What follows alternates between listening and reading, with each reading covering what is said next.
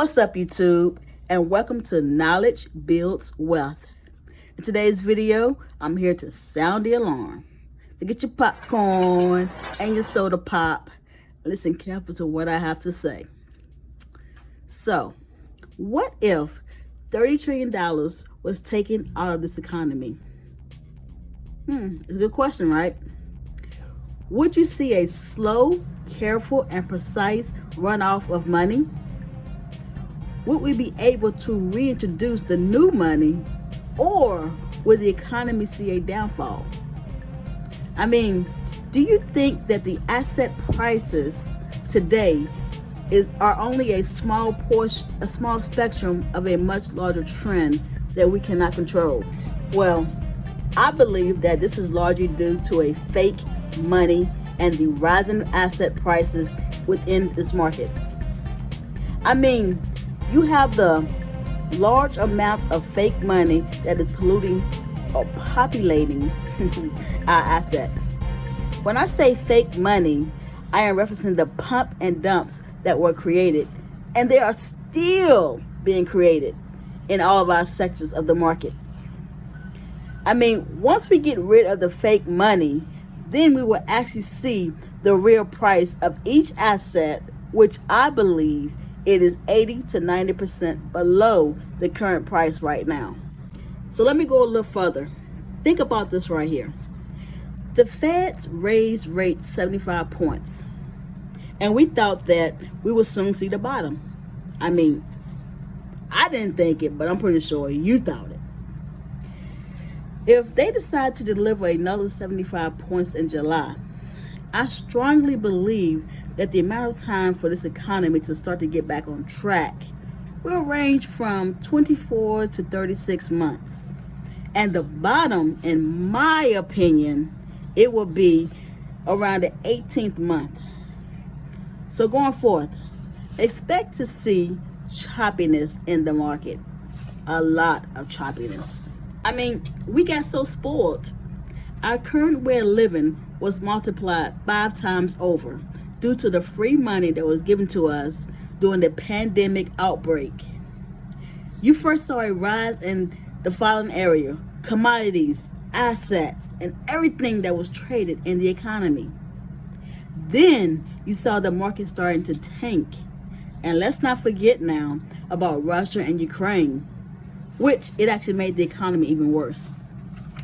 Overall, the global economy is overheated and a recession is in sight. Bet it and believe it. You have articles that are being posted and they are sounding the alarm.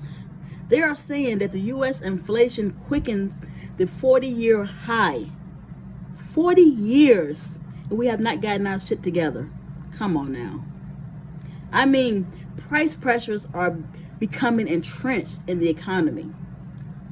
We now see international institutions ringing their alarms to find ways to slow down this economy.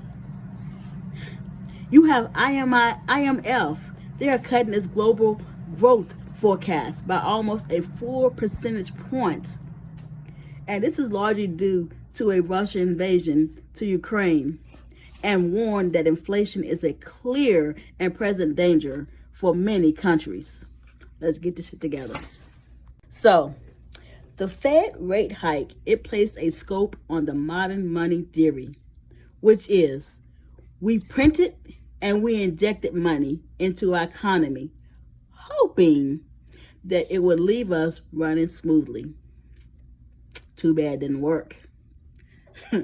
The worst is not going to end soon, but it will take years to get normalized. So there is hope.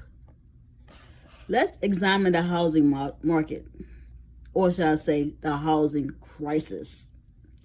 It has surpassed the historic highs and will eventually create an economy situation that will be worse than the house bubble of '08. Now, we all remember the house bubble of '08.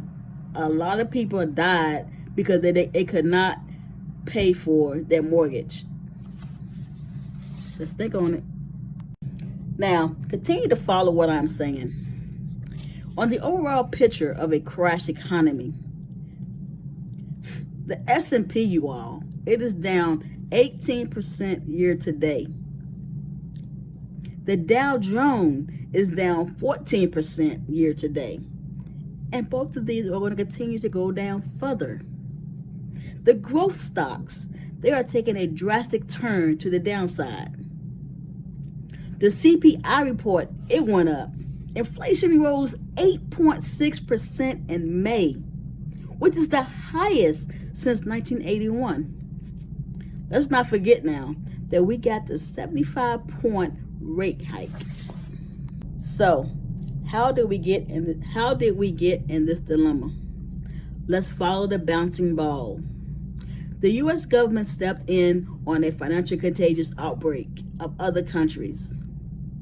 Once they stepped in, this led the Federal Reserve stepping in by using balance sheets to buy toxic assets, which led also the European central banks and Japan, they bought it. This created a fake economy, which resulted in what is known as the modern money theory. We just kept printing money and gave this economy all the Benjamins it wanted to have smooth things out in order to drive down this long-term growth. Too bad it didn't work. In order for us to get our economy back on track, there needs to be a destruction. The money has to be destroyed. That $30 trillion I was talking about earlier, it has to be destroyed to create an economic equilibrium. Then you will start to see true supply and true demand